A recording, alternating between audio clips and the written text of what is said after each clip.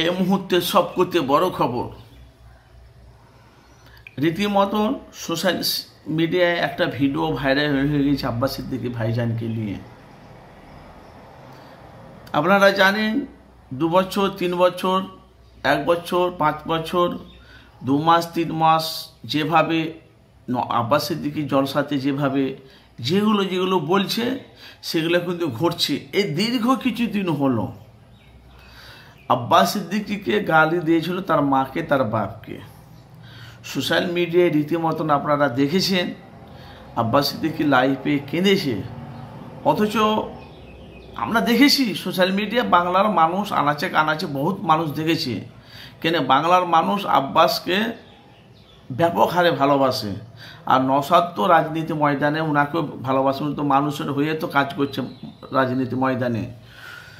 সে আব্বাসের মাকে বাপকে গালি দিয়েছে। আব্বাস সিদ্দিকী জানে হকের কথা বলে, ন্যায়ের কথা বলে, ওরা তো মাথা নত করে না আর কার কাছে বিক্রিও হয় না। কিন্তু মা বাপকে উনি বলেছিল তোরা আমাকে গালাগালি দিচ্ছিস, দেখ বিচার কিন্তু আল্লাহ করবে, যেরকম হকের কথা বলিস সেরকম হকের কথাই বলেই যাব। তো এরকম অনেক জায়গায় কেস ঘটেছে, তারা আব্বাস সিদ্দিকীর কাছে এসেছে, তারা ক্ষমা চেয়েছে, জলসার মেহফিল আব্বাস সিদ্দিকীর কাছে তারা তওবা করে তারা ক্ষমাকে তারা তওবা করেছে, ভালো। কিন্তু এই কিছুদিন হলো আব্বাস সিদ্দিকীর বাড়িতে ভাঙর কি জায়গাটা নাম বলছে, ওইখান থেকে আজকে প্রায় 5 মাস না 6 মাস হলো উনি আব্বাসের মাকে বাপকে গালাগালি দিয়েছিল, ঠিক আছে। কিন্তু আমাকে ফোন করে বলছে ভাই আব্বাস সিদ্দিকী গুনাহ নয়, ফুরফুরা শরীফে একটা খুশির খবর আছে। আমি কি বলছে এই ব্যাপার যে আব্বাস সিদ্দিকীর মাকে যে বাপকে গাল দিয়েছিল সে কিন্তু বিছানাতে আজকে 6-7 মাস ধরে পড়ে আছে। আমি জানি কি বুঝি শরীর খারাপ, বুঝি শরীর তো খারাপ বুঝি কথাবার্তা ঠিকভাবে বলতে পারে না, নিজের পরিবার দিয়ে আত্মীয় স্বজনদের চিনতে পারছে না, পুরো নার্ভাস হয়ে গেছে, মানে বোবা হাওয়া টাইপের হয়ে গেছে। তো আমার নাকি কয়েক মাস ধরে বলছি চ না ফুরফুরা শরীফ আব্বাস সিদ্দিকীর কাছ থেকে তোরা ক্ষমা চাইবি যেহেতু তোরা দোষ করেছিস। উনি কিন্তু আসতে চায় না, আমাকে যেটা বললো কেন প্রমাণ কিন্তু আমার কাছে আছে ভাই, আমি আপনাদের কাছে প্রমাণ ছাড়া আমি কথা বলি না। শুক্রবারের দিন এসেছিল আব্বাস সিদ্দিকীর ভাইজানের বাড়িতে, আমি তখন ঘরে ছিলাম, আপনারা জানেন শুক্রবার আমি ঘরে থাকি। এসেছিল সে আব্বাস সিদ্দিকীর কাছে এসেছে, আমি গেছিলাম ছোট দরবারে নামাজ আদায় করেছি। আমি বলি সেই ব্যক্তি কই, বলছে সেই ব্যক্তি এখানে নামাজ পড়েনি, সেই ব্যক্তি আব্বাস সিদ্দিকীর ভাইজানের বাড়িতে বসে আছে, ওনার কাছে ক্ষমা চাইবে। ভালো করে বুঝবেন, এটা ওনার কাছে মা কাছে চাইছে, বাবার কাছে কে কাছে বলতে পারবো না আমি, কিন্তু ক্ষমা মাফ করেছে।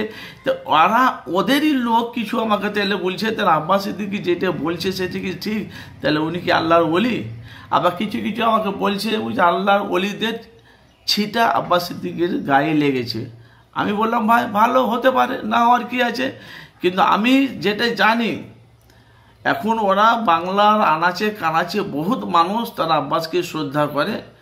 তাহলে আমরা জানি দাদা হুজুর আছে আল্লাহর ওলি, তার 5 ওলাদ আল্লাহর ওলি।